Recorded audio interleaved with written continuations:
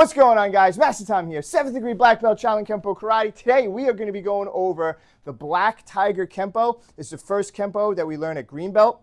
As you guys already know, green belt is primarily a tiger focused belt. So the combinations and Kempos are focused on tiger movements. So let's get into the Kempo. Come on. All right, guys, Black Tiger Kempo. Let me go through it once and then we'll get into the details. All right, punch comes in.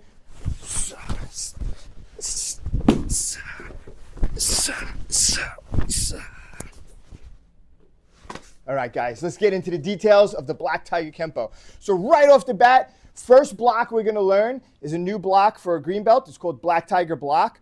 And what the Black Tiger Block is doing is as the punch is coming in, instead of just doing sort of a parry block here, what I'm doing is I'm actually coming in with a palm block, but I'm coming in with more forearm. I'm coming in this way here on this forearm here, and I'm trying to blade my body. So the big thing here is, as he's punching in, I don't want to stay square with him.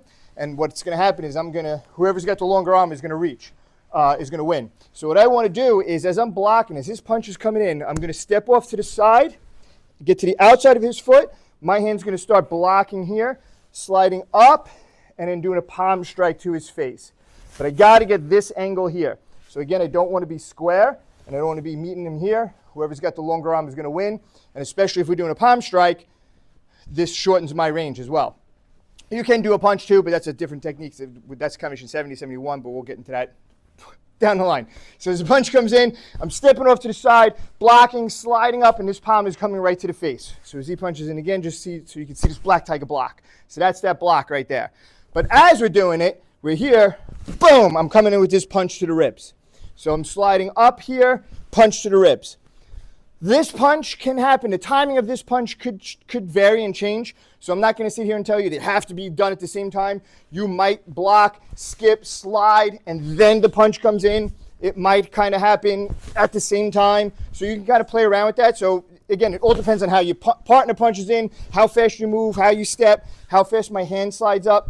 Sometimes this hand might block. I might block first and then slide up. So I might have a little bit of time in between and then strike. So you guys can kind of play around with that. So as the punch comes in, so here, boom, I strike to here.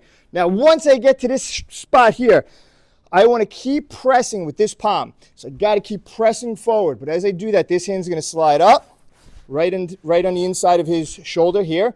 So if I kind of create space and just kind of come up and just grab, I do leave a lot of space for him to come back at me. So if I'm here and I just come up and grab here and stay as tight as I can to him, if he does decide to come in, at least I still have this shield, this wedge right here. And again, I also have this, I'm still pressing with this, okay? So I'm here, boom, strike here. This hand's gonna come up, grab the shoulders, I'm pressing away. Once I get a hold of this shoulder, I'm pulling my elbow in tight to my body. I'm grabbing, tearing. If you grab the gi, that's fine, or shirt, whatever. But I like to try to grab flesh here, try to grab on. And what I'm going to do is I'm going to pull this in close to my body as I push this away. And I'm bringing Pat to me. And I'm going to just tear.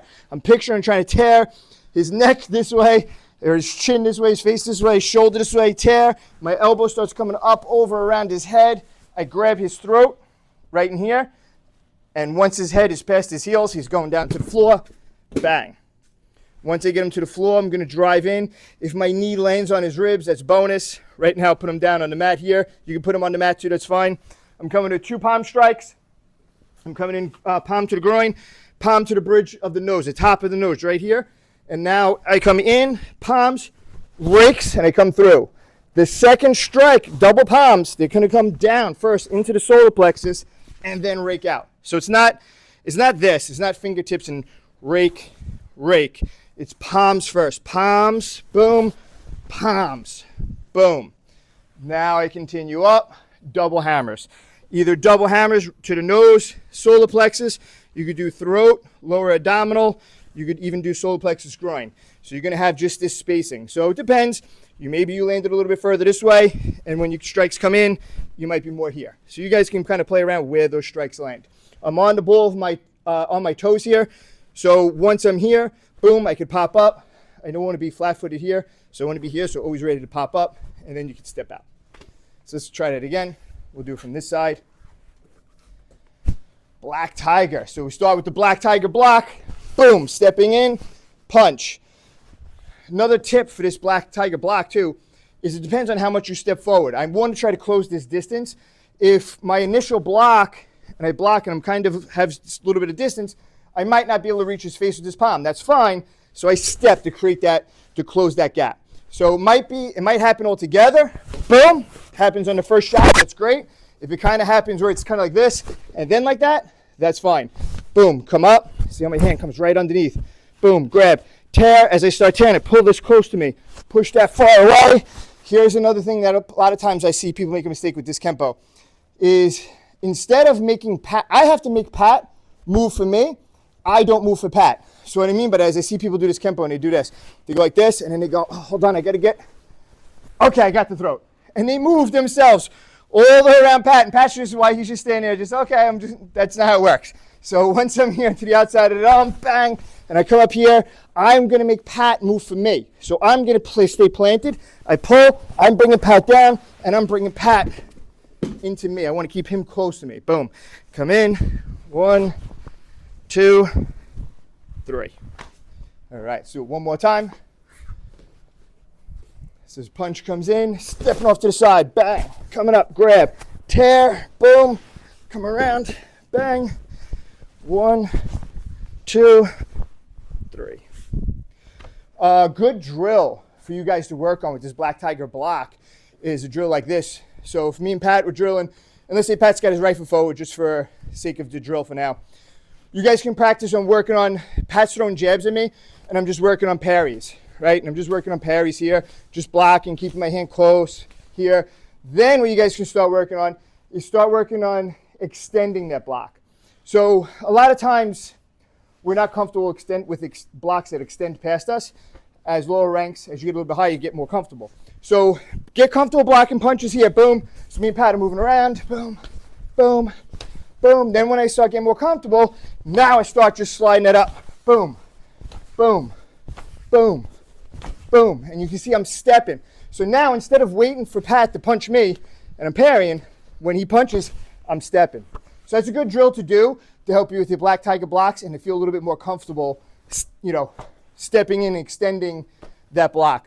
Another good rule to keep in mind too with extending blocks, and it's big too also with dragon blocking system, which you get a little bit at a higher rank, but if me and Pat are moving around, the closer you are, just a good rule in general for defense, the closer you are to the person, the closer your hands are to you. So if I'm in this general mid-range kind of here, my hands will be on guard here. If I'm really close to Pat, my hands start doing what? Start coming closer. My guard's going to be real close, depending on what Pat's doing. The further away I am, my guard can start extending out.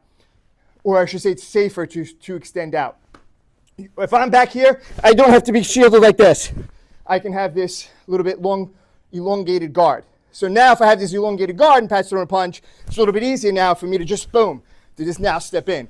So you can play around with your guard, like I said, and play around with your ranges. So if you're too close, it might not work. Too close, you might have to do a parry. You're a little bit further out, and you could work on intercepting that punch first, and then stepping in on your own time and closing that distance. That'll help you with that Black Tiger block. So just some tips with that Black Tiger block.